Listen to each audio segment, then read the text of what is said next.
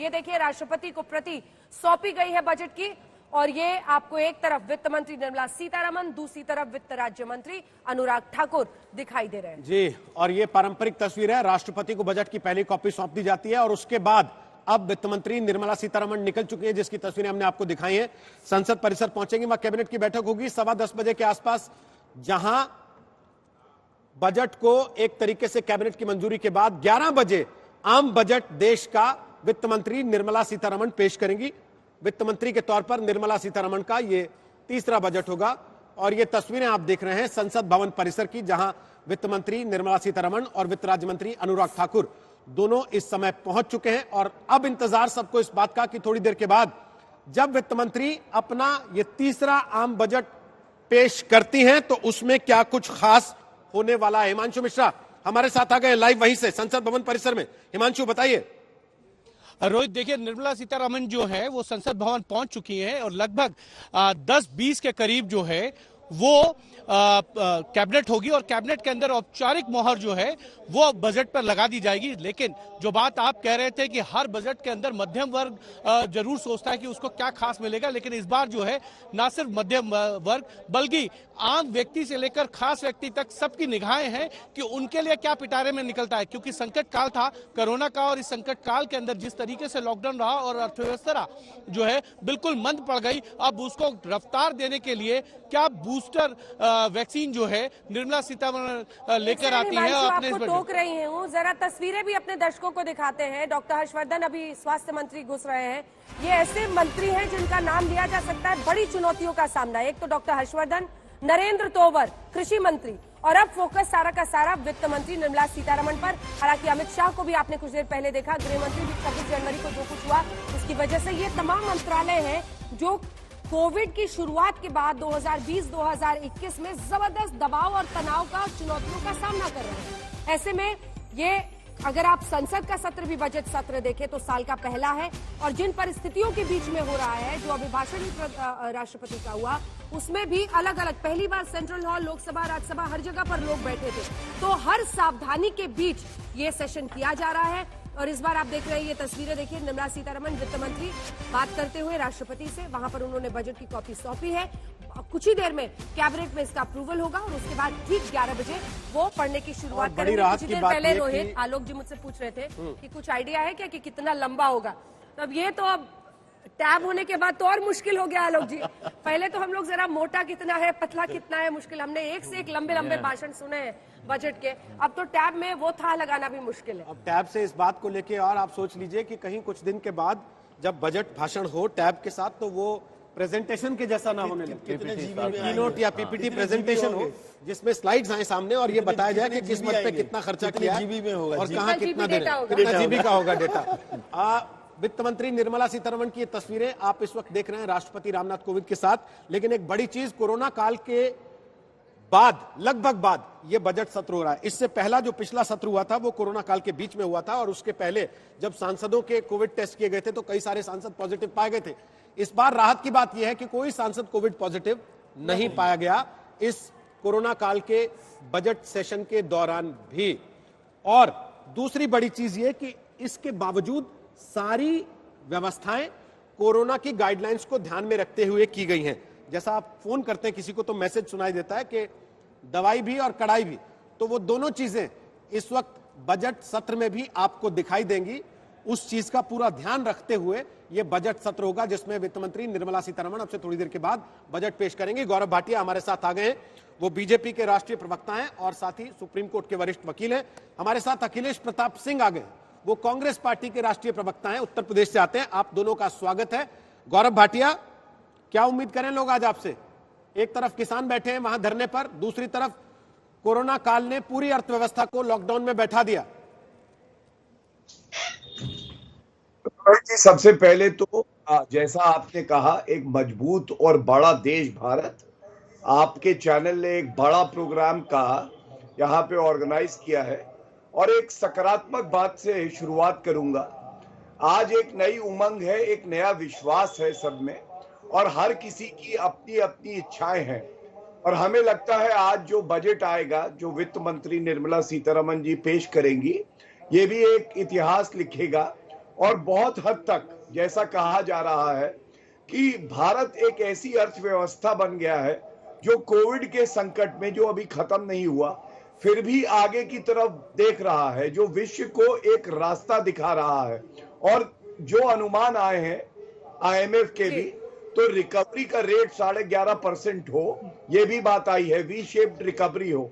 और प्राथमिकता हम फिर कहेंगे कि रिफॉर्म भी होंगे, लेकिन रोजगार के अवसर बढ़े, भारत सही मायने में आत्मनिर्भर भारत बने, किसानों का भी भला हो, महिलाओं के लिए भी कुछ हो, ये सबको साथ में लेके चलने की जो क्षमता है वो सामने आएगी।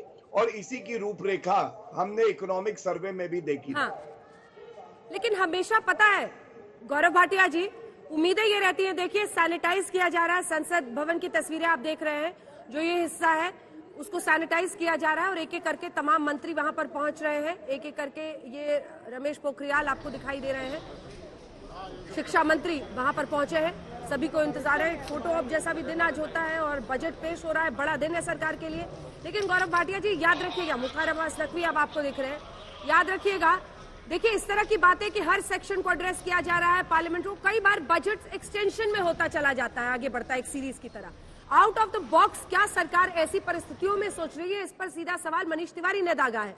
वो 91 से 2012-20 के अर्थव्यवस्था की मंदी की तुलना कर रहे हैं।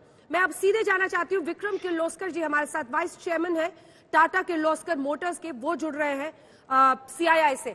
मैं आपसे यही विक्रम जी जानना चाहूंगी, इंडस्ट्री की खास नजर क्या है, क्योंकि ऑटोमोबाइल सेक्टर पर भी आप बोलना चाहेंगे, लेकिन विक्रम साहब क्या बड़ी चीजें हो, क्योंकि यही संदेश इंडस्ट्री की भी तरफ से आया है कि सरकार इस वक्त स्पेंडिंग करे, पैसा इस तरह से झोंके, वित्तीय घाटे की बहुत ज्यादा चिंता ना करते हुए रूरल सेक्टर में बूस्ट लाना बहुत जरूरी है। पूरी अर्थव्यवस्था में जान कैसे आएगी, और 11% का ये ग्रोथ प्रोजेक्शन जो एक्सपोनेंशियल एकदम दिख रहा है इस वक्त सोचने में, आपको लगता है मुमकिन है वो?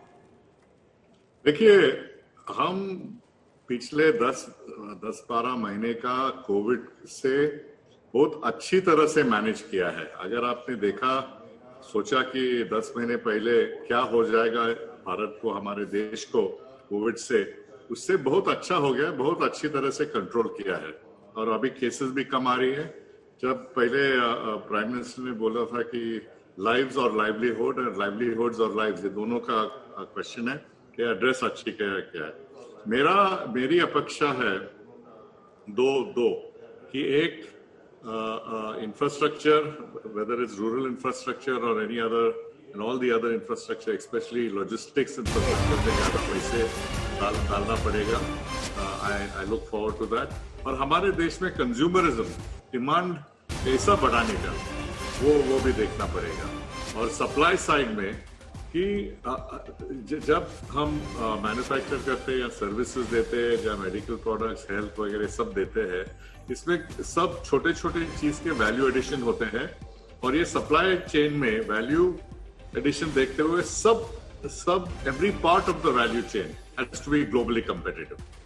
हमारे सिटीजन्स को भी they have the right to buy items at global prices. होगा किर्लोस्कर साहब, मैं लौट रही हूँ आपके पास। एक बार जरा तस्वीरें हम दिखा रहे हैं इस वक्त। देखिए, राष्ट्रपति की मंजूरी लेने के बाद वित्त मंत्री निर्मला सीतारमण पहुंची है संसद भवन, और वहां वो और उनके डेप्यूटी, उनके वित्त राज्य मंत्री उनके साथ मौजूद, और वही जो टैब है जिसके जरिए आज बजट पेश होना है, वो लाल वाले उसी बही खाते के लिफाफे में लाल कपड़े के वो लेकर आगे बढ़ रही हैं।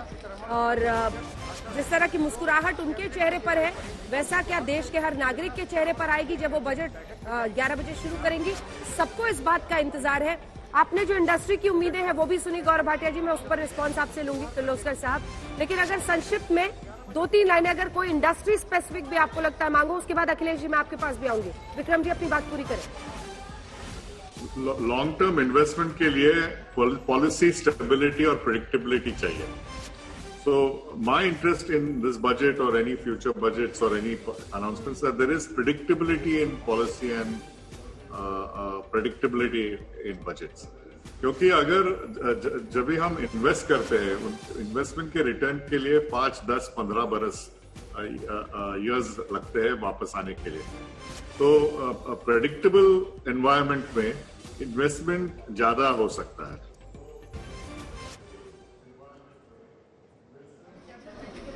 एक आखिरी सवाल है आपसे, ये वी शेप्ड रिकवरी जिसको सरकार बता रही है और 11% ग्रोथ प्रोजेक्शन, ये आपको रियलिस्टिक ये लगता है ये मुमकिन हो पाएगा? ऐसे विकास दर हम अचानक बहुत ज्यादा रिकवरी देखेंगे? आप भरोसा रखते हैं? मैं ऑप्टिमिस्ट हूँ और if I look at all the order booking and the way auto sales are going, my industry last few months and including January, it looks like a V-shaped recovery. I hope it can continue in the same manner in the coming year.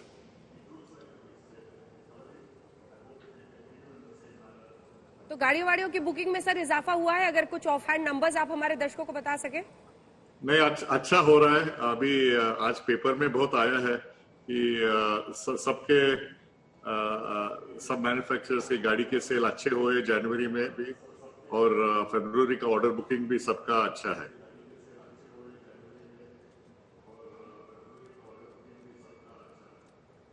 तो धीरे धीरे अखिलेश जी बेहतरी आ रही है।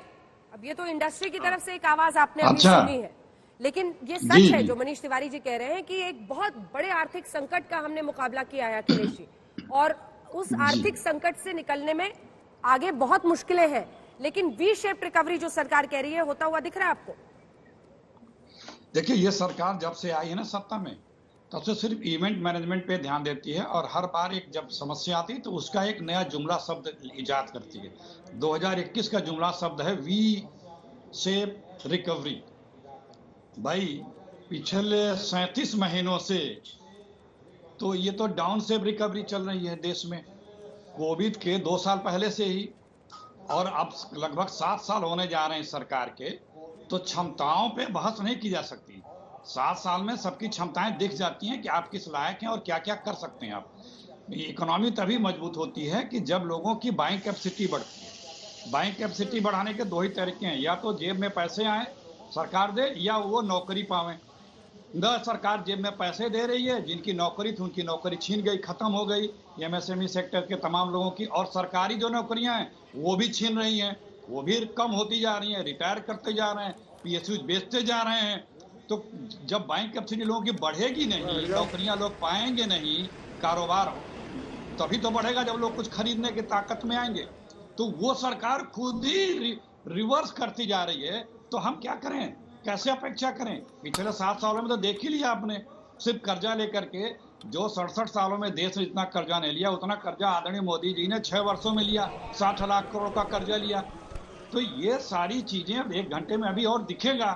हम उम्मीद तो हमेशा करते हैं बेहतरी की, लेकिन कब तक उम्मीद की जाए? एक सरकार के 6-7 साल बहुत होते हैं, लेकिन आप देखिए हर कोई परेशान हुआ। ये हम नहीं कह सकते, या कोई नहीं कह सकता कि हम सिर्फ कोरोना में हमारी इकोनॉमी खराब हुई। आप उसके पहले ही हमारी इकोनॉमी 4 पॉइंट पे आ चुकी थी, और आप सत्ता में आते ही आंकड़ों से खेल करना शुरू कर दिए। आपने जीडीपी की कैलकुलेशन को चेंज कर दिया, आपने तमाम आंकड़े बंद कर दिए। आपको कोई उम्मीद नहीं है? मतलब कितने आगे? नहीं, उम्मीद तो हम कर रहे हैं, लेकिन पिछला 7 साल में क्या हुआ? अभी भी कोई बहस की आवश्यकता है क्या कि अच्छा करेंगे कि बुरा करेंगे? भाई किसी को पहचानने में, काबिलियत जानने में 7 साल का उसका क्रियाकलाप कार्यकाल सफिशिएंट होता है। रोहित सरदाना जी, हम तो चाहते हैं कि सुधरें, अच्छा करें, नौकरियों पे रोक जो लगा रखी है भर्ती करें, लोगों को जेब में पैसे डालें। आप कह रहे हैं आपको उम्मीद है? तभी से सुझाव दे रही है। जब तक आप बाइंग कैपेसिटी नहीं बढ़ाएंगे, इसी में बढ़ा दें। जब बाइंग कैपेसिटी आप बढ़ाएंगे, तब जब आदमी की परचेजिंग पावर बढ़ेगी, तब रोजगार की डिमांड बढ़ेगी, फिर नौकरियां बढ़ेंगी। मैंने आपको बताया ना, 2 ही तरीके हैं, या तो कैश ट्रांसफर कर दीजिए, या नौकरियों में इजाफा कर दीजिए। जॉब नौकरियों में कटौती करते जा रहे हैं, लेकिन जब आप ये दोनों नहीं करेंगे। ठीक है, गौरव भाटिया जवाब देना चाहते हैं आपकी बात का। गौरव जी जवाब दे दीजिए। साथ साथ तस्वीरें भी दिखा रहे हैं हम लगातार, जो मंत्रीगण पहुंच रहे हैं इस वक्त संसद भवन, क्योंकि 10:20 पर कैबिनेट की मीटिंग है जिसमें औपचारिक मंजूरी मिलेगी इस बजट प्रस्ताव पर जो आज पेश किया जाना है 11 बजे। हम तस्वीरें भी लगातार दिखा रहे हैं। गौरव भाटिया जवाब दे दीजिए। देखिए, ऐसा है, 2 घंटे पहले से कांग्रेस के प्रवक्ता और कांग्रेस पार्टी का मातम शुरू हो गया। वही लिखे लिखाए घिसे पिटे वक्तव्य जब पूरा देश सकारात्मक बात कर रहा है, आशावादी है, तो ये लोग बेचारे रो रहे हैं। और रोहित जी, मैं इतना ही कहूंगा, जब कांग्रेस के फेफड़े खराब हो गए तो हवा में कितना ऑक्सीजन है इससे फर्क नहीं पड़ेगा, क्योंकि वो ऑक्सीजन इनके फेफड़े ले नहीं पाएंगे। लेकिन देश की जो स्थिति है, सुधार है, वो सबको दिख रहा है। और एक अच्छी बात मैं आपको बताऊं कि जो हमारा टैक्स रेवेन्यू कलेक्शन है वो बढ़ रहा है, जिसका एक उदाहरण जैसे जीएसटी ले लीजिए। जनवरी में 1,20,000 करोड़ हुआ, ये पहले से भी बेहतर है। ये क्या दिखाता है कि टैक्स रेवेन्यू बढ़ रहा है, सरकार स्पेंडिंग बढ़ाए, उससे भी लाभ होगा, जो इकोनॉमिक सर्वे रिपोर्ट में आया है। और हमारी प्राथमिकता कई जो है दिशाओं में रहेगी, रूरल इंफ्रास्ट्रक्चर हो, चाहे किसान हो, चाहे नौजवान हो। और इसी बात का इन्हें दर्द है कि इतनी जल्दी हमारी, मेरा सवाल ये है कि मैं जवाब दूं? मैं आपकी सारी बातें मान लूं गौरव जी। गौरव जी, क्या है ना, हम आपसे कहते हैं कि देखो पेट्रोल का दाम ऐसे ऊपर जा रहा है, आप कहते हैं कि देखो सेंसेक्स ऊपर जा रहा है। हम कहते हैं कि देखिए गैस सिलेंडर का दाम लगातार ऊपर जा रहा है, आप कहते हैं देखो सेंसेक्स ऊपर जा रहा है। मैं उत्तर देता हूं, धन्यवाद। देखिए, सबसे पहले तो अगर किसी वस्तु का दाम ऊपर भी जा रहा है तो ये ईमानदार सरकार है।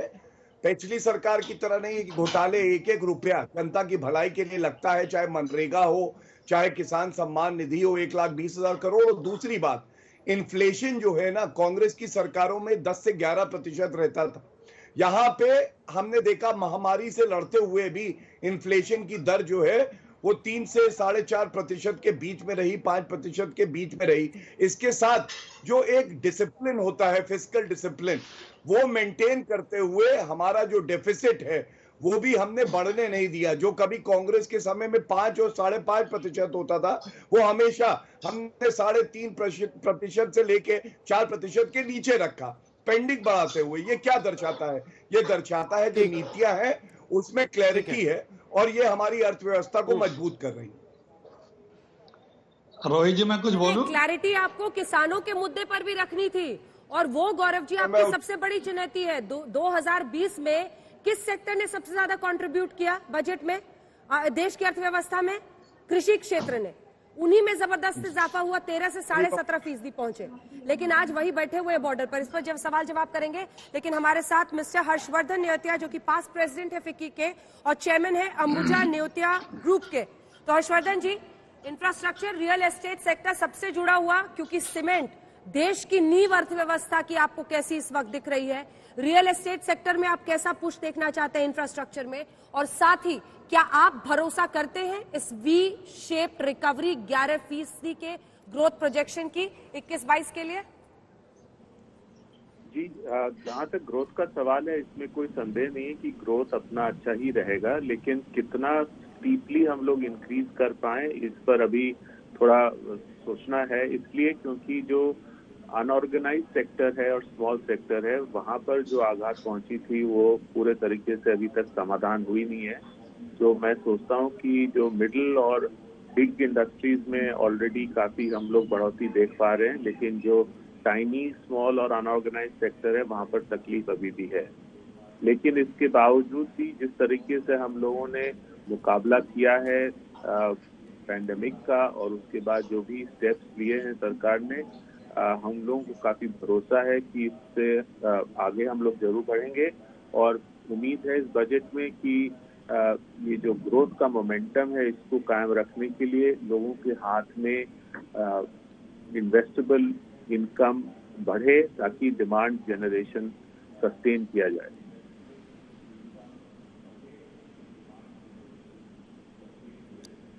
सर, घर का सपना हर आदमी का सबसे बड़ा सपना होता है जीवन का। और पिछले लॉकडाउन में जो इकोनॉमी की स्थिति रही है उसमें बिल्डर भी, बायर भी, दोनों ही परेशान है। आप क्या उम्मीद कर रहे हैं इस बजट में? ऐसा कौन सा वैक्सीन आ जाए जिससे बिल्डर, बायर दोनों खुश हो जाएं? उससे पहले मैं आपको तस्वीर दिखा दूं। ये प्रधानमंत्री नरेंद्र मोदी इस वक्त संसद भवन परिसर पहुंच चुके हैं, जहां अब कैबिनेट की मीटिंग शुरू होने वाली है। और इसके फौरन बाद बजट होगा। वित्त मंत्री निर्मला सीतारमण बजट पेश करेंगी। प्रधानमंत्री नरेंद्र मोदी संसद भवन के गलियारे में आपको दिखाई पड़ रहे हैं, वो कैबिनेट मीटिंग के लिए इस समय पहुंच चुके हैं। हर्षवर्धन जी, आप बात पूरी कर सकते हैं। सर, ऐसा कौन सा वैक्सीन बजट में उम्मीद कर रहे हैं जो बायर को भी, बिल्डर को भी, दोनों को फायदा दे दे? देखिए काफी इंटरेस्ट रेट में कमी हुई है। ये बहुत बड़ा एक सब दोनों बिल्डर को और बायर को इसका बहुत बड़ा लाभ मिला है। मैं सोचता हूँ कि जो इनकम टैक्स में रिलीफ है इन्वेस्टमेंट फॉर फर्स्ट हाउस का, उसमें थोड़ी बढ़ोतरी हो जाए तो बेटर रहेगा। और जो सबवेंशन स्कीम है इंटरेस्ट का, विशेषकर जो अफोर्डेबल हाउसिंग के लिए, उसको थोड़े और दिन तक उसको चालू रखें। और साथ साथ मैं समझता हूँ कि इंफ्रास्ट्रक्चर में यदि साथ में इन्वेस्टमेंट हो, ताकि दूर दराज, अब देखिए एक चीज हुआ है पैंडेमिक के बाद कि लोग वर्क फ्रॉम होम कर सकते हैं, ये साबित हो गया है। हर तरीके का काम नहीं, लेकिन कुछ काम हो सकता है। इसलिए लोग थोड़े दूर जाके भी रहना चाहते हैं, जहाँ पर वातावरण अच्छा हो, दाम सस्ता हो, क्वालिटी ऑफ लाइफ बेटर हो और कनेक्टिविटी हो। तो इसलिए यदि हम लोग इंफ्रास्ट्रक्चर में इन्वेस्टमेंट करेंगे तो हो सकता है कि कुछ लोग जो एकदम शहर के बीच में क्राउडिंग होता था, उसको हम लोग थोड़ा डिस्पर्स कर सकें।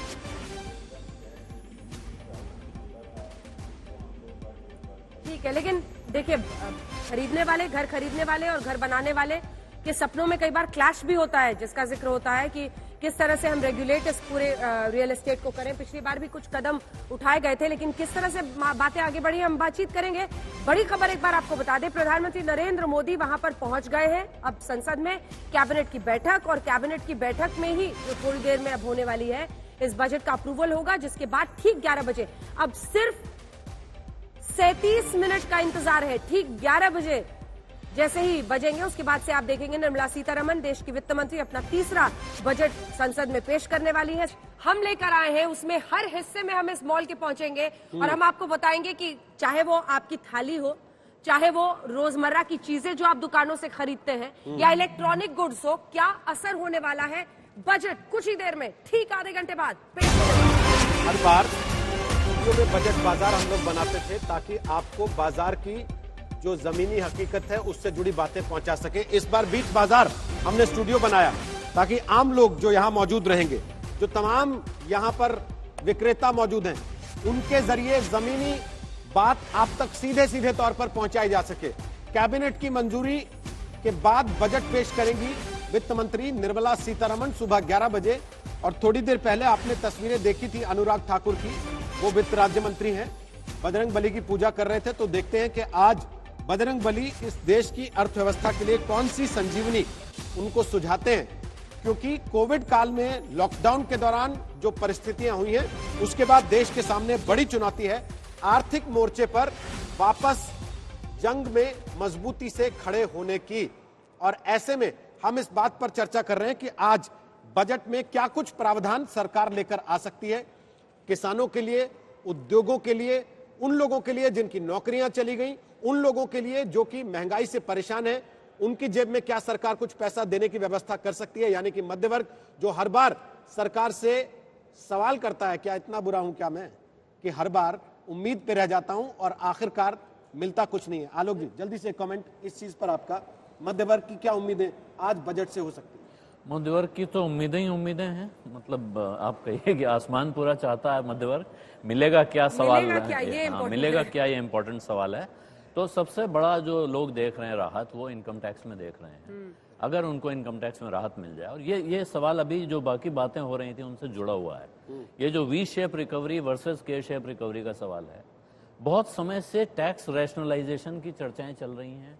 ये 1991 से ही चल रही हैं, उससे पहले से, कि साहब कम टैक्स लगने से ज्यादा टैक्स आता है सरकार के पास। लेकिन वो धीरे धीरे फिर बढ़ते बढ़ते, अब जेटली साहब मांग करते थे कि 5 लाख तक टैक्स फ्री कर दो, पूरे समय वित्त मंत्री रह के चले गए, उन्होंने वहां पहुंचाया नहीं।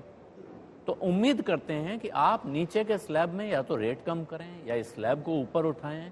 एग्जेम्पशन की स्कीम एक आ सकती है, ये भी उम्मीद लग रही है, क्योंकि सरकार को कुछ पैसा खर्चा करने के लिए लोगों के हाथ में डालना है। तो कोई स्कीम ऐसी आएगी जिससे आपको तभी छूट मिलेगी जो पिछली बार आपने देखा एक पैकेज के बीच में आया था, कैश वाउचर स्कीम। वो कैश वाउचर स्कीम बहुत चली नहीं है क्योंकि लोगों के पास उतना पैसा था नहीं कि वो खर्च कर पाए। अब उम्मीद है कुछ ऐसा ले आएंगे कि आप ये यहाँ खर्च करो तो आपको ये बचत हो जाए। इससे इसको एक एक्सपेंडिचर रिलीफ भी कहा जा रहा है कि आप एक्सपेंडिचर में छूट दे दो। लेकिन कैसे देंगे ये फॉर्मूला निकालने की इसी पर हम आपसे भी लेंगे बिजॉन साहब, लेकिन जल्दी से एक बार गौरव भाटिया के पास चलते हैं। उसका हिमांशु फौरन आपके पास आ रही हूँ। वक्त करीब आ रहा है बजट पेश होने का। गौरव भाटिया जी, आप मतलब समझ रहे हैं, थोड़ा सा मिडिल क्लास के लिए राहत अगर आप देंगे, वाहवाही भी होगी और स्पेंडिंग, उनके पैसे में, उनकी जेब में पैसा बचेगा तो खर्च होगा, पूरे मार्केट को, पूरी अर्थव्यवस्था को उससे एक तरह का बूस्ट मिलता है, वही वो भी सुझा रहे हैं। तो टैक्स रैशनलाइजेशन की जिसकी आप ही लोग वकालत करते थे, लेकिन जब सत्ता में आते हैं तो सब भूल जाते हैं इसको।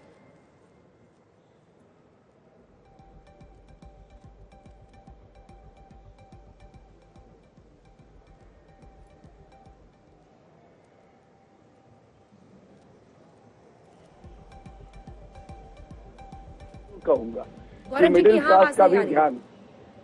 आवाज नहीं आ रही है गौरव जी आपकी, वापस आएंगे आप। अब आने लगी, अब आने लगी, आ गई। जी आप सुन पा रहे हैं, बोलिए। कह रहा था अंजना जी, आपने दो बातें उठाई। पहले तो आपने मिडिल क्लास की बात करी, तो अगर मुझे सही याद है, पिछले साल भी जब हम बजट की चर्चा कर रहे थे तो मिडिल क्लास को राहत दी गई थी, जो टैक्स स्लैब्स थे उसमें।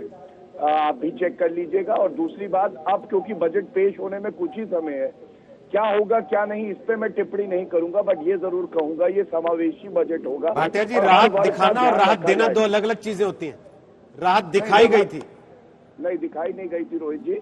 मैं आपको याद दिला दूं, मेरे सामने वो है नहीं डेटा, लेकिन एक बात मैं आपको बिल्कुल स्पष्ट कर दूं, जो टैक्स स्लैब और एग्जेम्पशन था उसमें बदलाव लाया गया था, जो कि मध्य वर्ग के लिए एक बहुत बड़ी राहत थी। दूसरी बात, आपने किसानों दिया था, ठीक है, टैक्स स्लैब में आपने थोड़ी सी राहत दी थी। बिल्कुल, इसीलिए मैंने कहा ठीक है। इस बार कुछ होने वाला है या नहीं, कुछ बता सकते हैं तो बताइए, अब तो कुछ ही मिनटों में रहस्य खुल जाएगा। मैं कहता हूँ ये क्षेत्र अधिकार वित्त मंत्री जी का है, और जो भी रहस्य है वो सब खुलेगा, संसद के पटल पे खुलेगा, तो हमारी जो लोकतंत्र है वो और बेहतर हो जाएगी। मैं कुछ कहूँगा उचित नहीं, लेकिन किसानों पे एक बात जरूर कहूंगा कि आपने 3 कानूनों की बात करी, बड़ा संक्षिप्त में। जो इकोनॉमिक सर्वे आया है उसमें भी कहा है ये जो 3 कानून है, ये दशकों से बदलाव जो है पेंडिंग पड़ा था, और इससे छोटे किसानों का लाभ होगा। साथ में और बड़े बदलाव जो हमारी सरकार लाई है, चाहे किसान सम्मान निधि हो, किसान क्रेडिट कार्ड हो, और तमाम ऐसी चीजें हैं जो हमने किया है, आगे भी करते रहेंगे।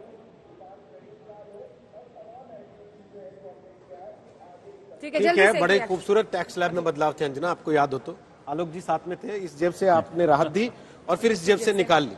तो वो राहत कैसी राहत होती है, उसी का तो मेरा सवाल है कि भाई दिखाने की राहत और देने की राहत दो अलग अलग तरह की राहत होती है। उससे पहले आलोक जी कुछ कह रहे हैं, माफ कीजिए, अखिलेश जी कुछ कह रहे हैं। अखिलेश जी बोल रहे हैं, उसके बाद बिजॉन साहब आपसे कमेंट है। बोलिए अखिलेश जी।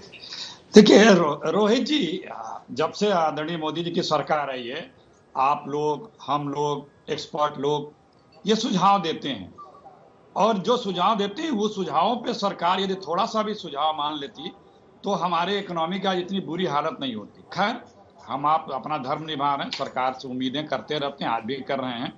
लेकिन देखिए, अभी इन्होंने जवाब नहीं दिया हमारे साथी भाटिया जी ने, वो हमारे ऊपर अनर्गल आरोप लगाने लगे। क्या जीएसटी रिटर्न दे पा रही है केंद्र की सरकार? कोविड पीरियड में गैस पे पहले, उसके पहले 50% सब्सिडी हुआ करती थी। आज पता गैस सिलेंडर पे सब्सिडी कितनी है?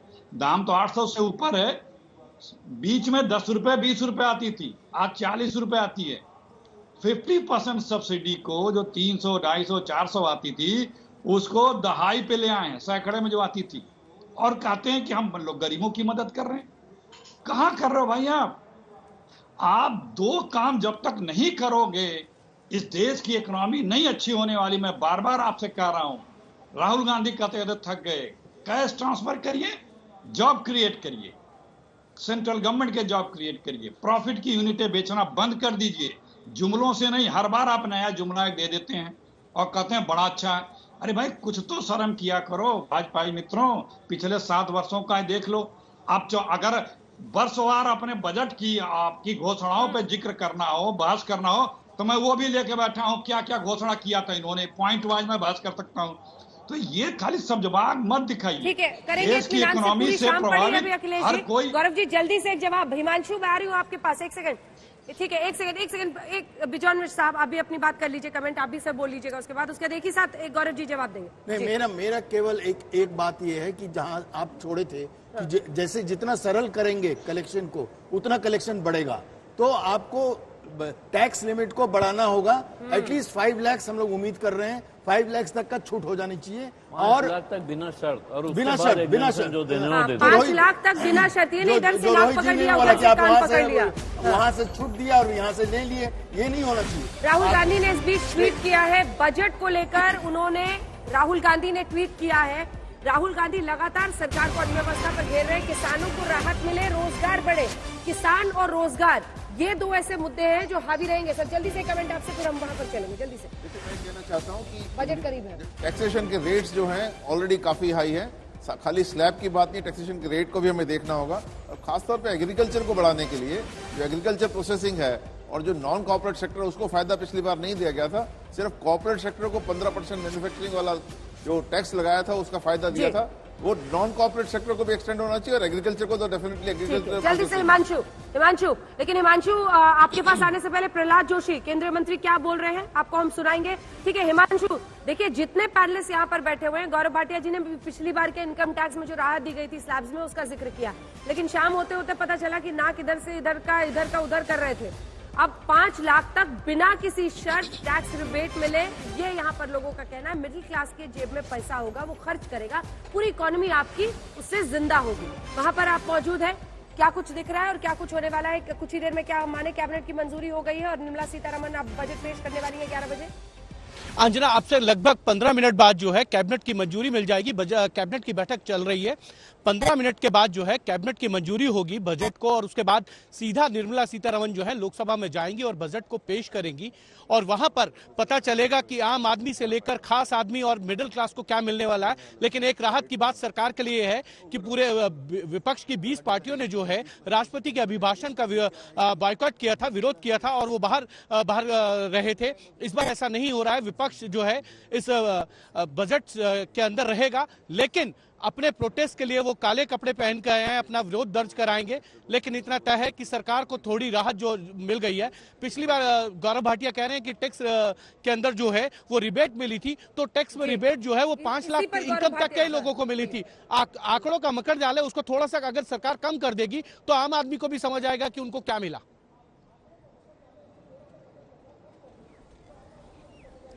आंकड़ों की कलाबाजी के बड़े माहिर माने जाते हैं आप गौरव भाटिया जी, मतलब आपकी पार्टी। देखिए सबसे पहले तो एक बात कहूंगा, अभी कांग्रेस के प्रवक्ता आरोप लगा रहे थे कि गरीबों के लिए कुछ नहीं किया। अरे कम से कम ये तो याद रखिए, जब कोविड का महासंकट आया तो 80 करोड़ ऐसे नागरिक हैं जिनको हम लोगों ने सुनिश्चित किया कि खाना मिले, मुफ्त में मिले। और अब मैं 2 बातें कहूंगा। आपने अंजना जी कहा था कि इधर से घुमा के उधर से कान पकड़ लिया, तो कान भी पकड़े जाते हैं लेकिन उनकी जो टैक्स चोरी करते हैं, और इसीलिए टैक्स कलेक्शन बेहतर होता है। और रोहित जी ने एक बड़ी अच्छी बात करी, एक जेब से निकाल के दूसरी जेब में डालना ये कैसे उचित है। तो रोहित जी मैं यही कहूंगा कि जब आप बजट पेश करते हैं ना, तो यही सबसे बड़ा प्रिंसिपल है कि जो सक्षम है उनसे आप टैक्स चार्ज करें, और जो बाकी नागरिक है जिनको हम प्रबल और मजबूत करना चाहते हैं उनको हम लोग मजबूत करें। तो यही काम सरकार कर रही है, और आगे भी बड़े जो कदम है वो उठाए जाएंगे, जिससे देश वाकई आत्मनिर्भर बनेगा, देश का भविष्य उज्जवल। देशभक्त नहीं कहा कि अगर आप देशभक्त हैं तो देते रहिए जितना सरकार मांग रही है। नहीं देखिए रोहित जी, जैसे आप ही हैं, आपसे बड़ा देशभक्त कौन हो सकता है। जब आप टैक्स पे करते हैं तो देशभक्ति का इससे बेहतर उदाहरण कोई होता नहीं है। और अन्नदाता अगर अपना काम करते हैं तो टैक्स पेयर की भी बहुत बड़ी सर्टिफिकेट दे रहे हैं, तो सर क्वालिटीज भी बता दीजिए सर, क्या क्या देख के आप लोग देशभक्त करार देते हैं आजकल। आज मैं तो कहूँगा टैक्स अगर आप पे करते हैं अंजना जी, आज तो टैक्स देने वाले तो आप देशभक्त हैं। मैंने बताया ना, आप टैक्स पे करती है तो आप देशभक्त हैं। किसी गरीब बच्चे को शिक्षा क्यों बंद किया? अगर आपके पास डिजिटल को ऊपर लेके जाना है, इतना डिजिटल इंडिया बनाना है, तो फिर रिटर्न डाउन कीजिए। सर वो लॉ एंड ऑर्डर को मेंटेन करना। नो लॉ एंड ऑर्डर का सिर्फ कसूरवार इस सरकार के भेजे हुए कुछ ऐसे तत्व हैं जो जानबूझ के किसान के आंदोलन को खराब करता है। Consideration and much something will come out good from the budget. कपड़े में संसद पहुंचे हैं, वो विरोध कर रहे हैं सरकार का। मैं किसान हूँ लिखा हुआ है, खेती करने वाला मजदूर हूँ। अखिलेश जी, आज जब अभिभाषण राष्ट्रपति का हुआ था तब तो बहिष्कार किया था, लेकिन काले कपड़े पहनकर आज पहुंच रहे हैं विरोध जताने के लिए। या राहुल गांधी भी पहुंचेंगे क्या ऐसे? राहुल गांधी भी ऐसे पहुंचेंगे क्या? अखिलेश जी, कैबिनेट की बैठक खत्म हो गई, आपको बता दें, मतलब कुछ ही देर में मंजूरी की भी खबर आ जाएगी और उसके बाद बजट पेश होगा। अब सिर्फ 17 मिनट का इंतजार है। अखिलेश जी अपनी बात बोलिए। अखिलेश जी बोलिए। रोहित जी, देखिए सरकार की ने क्या किया पिछले कुछ वर्षों में, अपने मित्रों का 9.5 लाख करोड़ रुपए माफ किया। यही पैसा और कितने लाख करोड़ बैंकों का एनपीए चला गया। यही पैसा यदि एमएसएमई सेक्टर को मोदी जी दे देते या अभी भी दे दें, और जो लोगों की बाइंग कैपेसिटी है किसानों की मांगों मांग करके, तो आप देखिए इकोनॉमी रिवाइव कर जाएगी। इनकम टैक्स में रिबेट दे दें, कैश ट्रांसफर कर दें, एमएसएमई सेक्टर को रिवाइव कर, सबसे ज्यादा नौकरियां, सबसे टैक्स। जी बताइए ना, राहुल गांधी भी आज ऐसे ही आएंगे क्या विरोध में? क्या कांग्रेस पार्टी ने कहा है सभी नेताओं को ऐसे पहुंचने, या कुछ सांसद पहुंच रहे हैं? अभी आप देख लीजिएगा। मैंने कहा ना कि नए नए जुमले गढ़ देने से इकोनॉमी नहीं ठीक होने वाली है। मैनेजमेंट इवेंट मैनेज चला करके इकोनॉमी नहीं ठीक होने वाली है। उसके लिए आपको मेहनत करना पड़ेगा। हम तो अनुरोध और विनय करते हैं कि कम से कम गंभीर हो। ये बात तो आपने कह दी, इकोनॉमी के लिए हम आपसे कहलवाना चाह रहे हैं वो आप कह नहीं रहे। हम पूछ रहे हैं सर, बजट तो काले कपड़े पहनने से भी ठीक नहीं हो जाएगा। काले कपड़े पहनने से बजट ठीक हो जाएगा? अरे वो भी तो इवेंट का ही हिस्सा बन गया ना। वही तो मैं कह रहा हूं कि हम तो अब विरोध कर रहे हैं ना, आपका अपनी आपत्ति दर्ज करा रहे हैं कि आप गंभीर होइए। हमारा ये राजनीतिक धर्म है, संवैधानिक अधिकार है हमारा। आप नहीं मान रहे, सुधर रहे हैं पिछले 7 वर्षों से, 6 वर्षों से। कब बार बार आपको आवाज लगाते हैं, आपको मदद करने को तैयार होते हैं, आपको सुझाव देते हैं, आपको सलाह देते हैं। अभी गिना रहे थे कि मैंने 80 करोड़ लोगों को खाद्यान्न दिया। ये तो जवाब दीजिए गौरव भाटिया जी। वो कह रहे हैं आप लोग शामिल ही नहीं करते विपक्ष को, सुझाव ही नहीं सुनते विपक्ष का। देशभक्ति का अपना एक सर्टिफिकेट आपने बना लिया है, कुछ ही लोगों को देते हैं, इनको अपना देशभक्त मानते हैं ना, सुझाव लेने के लायक। देखिए बेअदबी का आप शांत कराएंगे तो मैं बोलूंगा। ये अगर गरीबों को दिया होता, एमएसएमई सेक्टर को दिया होता, तो आज इकोनॉमी का क्या बूम होता, आप खुद अंदाजा लगा लीजिए। इसमें कोई छुपी बात तो है नहीं, लेकिन आपने मित्रों को देना प्राथमिकता समझा, गरीबों को देना प्राथमिकता नहीं समझा। हो गया, रोना ना शुरू कर दे, रुमाल निकाले। एक मिनट, आंसू पोंछ दूं। अब जवाब ले लीजिए। आंसू पोंछ दूं मैं इनके, अभी बजट आया नहीं है, इनके आंसू पोंछ देता हूं, रो रहे हैं बड़ा। देखिए ऐसा है अंजना जी, बेअदबी का। चलिए मत बोलिए प्लीज, मेरी गुजारिश शंकर से है, शांत करा लीजिए आप। इकोनॉमी गौरव जी बोल रहे हैं, थोड़ा सा अखिलेश प्रताप सिंह जी थोड़ी सी बात सुन लीजिए। हम सुझाव दे रहे हैं, हम सुझाव दे रहे हैं, तो बता रहे हैं क्या रो रहे हैं। अरे भाई आप चलिए, अरे अंजना जी ऐसे चर्चा नहीं हो पाती है। सिर्फ 10 मिनट बचे हैं, लगभग 14 मिनट बचे हैं, बजट पेश होने वाला है। गौरव जी जल्दी जवाब दीजिए सरकार की तरफ। देखिए पूरा देश आज बजट की तरफ देख रहा है। इस वक्त बेअदबी की बात का कोई उत्तर नहीं होता अंजना जी, इसलिए मैं कोई उत्तर नहीं दूंगा। लेकिन एक बात सकारात्मक फिर से करते हैं। मैं समझता हूं जब आज एक बजट पेश कर दिया जाएगा, उसके बाद आप देखेंगे इस बजट के कई पहलू हैं, और कोविड की महामारी में, संकट में भी किस तरह से पूरा देश एकजुट होके पूरे हौसले बुलंद करके लड़ाई लड़ रहा है, और हमारी अर्थव्यवस्था कैसे बेहतर हो रही है, ये पूरा सामने आएगा बजट रखने के बाद। और फिर से कहूंगा, ये समावेशी सकारात्मक बजट होगा जिसमें बदलाव आएंगे, जो दूरदर्शिता दिखाएंगे लंबे समय में भारत कैसे आत्मनिर्भर बने, ये बजट सुनिश्चित करेगा।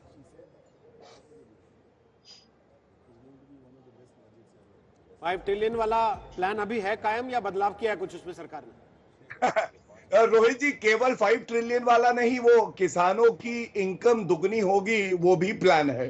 तो बिल्कुल चिंता मत करिए। और आप इतने सकारात्मक एंकर हैं और आज तो इतने अच्छे भी लग रहे हैं, मुस्कुराते रहिए। किसान बैठे वहां रातों रात आप सीमेंट की बॉर्डर करवा रहे हैं पूरी, कि भाई ये किसानों पे भी चर्चा रोज करते हैं रोहित जी। इनकी आय दोगुनी कर देंगे सर, वहां तो सीमेंट की दीवारें खड़ी करवा रहे हैं आप, यहाँ कह रहे हैं कि हम उनकी आय दोगुनी कर देंगे, उनकी सम्मान निधि बढ़ा देंगे बजट में। क्योंकि किसानों के मुद्दे पे हम लोग रोज चर्चा करते हैं, फिर भी ये बात जरूर कहना चाहूंगा, ये जो 3 कानून आए हैं ना, जिस तरह से कानून आने के बाद किसानों का भविष्य उज्जवल होगा ये पूरा देश देखेगा। लेकिन जो बिचौलिए हैं उनको दर्द हो रहा है, ये दर्द देश के लिए अच्छा है। और जो किसान कुछ नाराज हैं उनसे बातचीत करके उन्हें मनाया जाएगा। लेकिन इस वक्त पूरे बजट की बात होनी चाहिए और किसान भी उसका महत्वपूर्ण अंग है। लेकिन बाकी भी मुद्दे हैं, इंफ्रास्ट्रक्चर है, युवा है, महिला है, शिक्षा है, चिकित्सा है, इन सब पहलुओं पे भी बात होनी चाहिए। बिल्कुल है गौरव जी, उन सारे विषयों पे बात हो रही है, लेकिन क्योंकि किसान चर्चा के केंद्र में है और आज से नहीं पिछले 3 महीने से लगातार है, तो आलोक जी आज के अखबारों में छापा है कि रातों रात वहां पर सीमेंट के बॉर्डर्स किए जा रहे हैं, बैरिकेडिंग सीमेंटेड कर दी जा रही है ताकि इस आंदोलन को कर्ब करने के लिए उसी हिस्से में बंद करके रखा जा सके। यहाँ हम बात कर रहे हैं कि बजट में हम किसान की सम्मान निधि बढ़ाएं। आपके घर के आसपास रोहित जी बाउंड्री बनवा दी जाए तो आपका सम्मान बढ़ेगा कि कम होगा? ये तो मैं पूछ रहा हूँ गौरव जी। तो इसलिए ये इस समय मेरा ख्याल है ये सच कह रहे हैं गौरव जी। एक बात से मैं सहमत हूँ, अभी आता हूँ। एक बात से सहमत हूँ इस वक्त कि इस वक्त ये अटकल लगाने का बहुत लाभ नहीं है कि बजट में क्या होने जा रहा है, सम्मान निधि बढ़ेगी। 10 मिनट बचे। लेकिन एक चीज कहेंगे, अगर हिम्मत दिखानी है तो हिम्मत कोई बहुत सीरियस दिखानी पड़ेगी। जो इकोनॉमिक सर्वे भी कह रहा है कि इकोनॉमिक डिस्पैरिटी बढ़ी है। इससे क्या पहले सीरियस हिम्मत से क्या इशारा है आपका? मेरा इशारा ये है कि आपने जब टैक्स रैशनलाइजेशन शुरू हुआ है, हाँ। उस वक्त इस देश में 90% पीक इनकम टैक्स रेट हुआ करता था। वहां से वो रेट तो 30% पे पहुंच गया है। नीचे वाला जिनको कुछ नहीं पड़ता था वो सब 10-10% देने लगे हैं। तो भाई नीचे वालों का आप 10% का 8 कर दो, ऊपर वाले का 30 का 32 कर दो, और वो 1 करोड़ की, 5 करोड़ की, 10 करोड़ की, 50 करोड़ की कहीं एक स्लैब बना दो कि इससे ऊपर वाले को 2% एक्स्ट्रा देना पड़ेगा। तो आप वी को नकार कर के उससे नीचे बहुत बड़ी संख्या में लोगों को फायदा होगा अर्थव्यवस्था के लिए कि अमीर अमीर हुआ है, गरीब गरीब हुआ है। टॉप से ही आता है सारा टैक्स का मैक्सिमम पैसा, इनकम टैक्स का टॉप से आ रहा है। हाँ।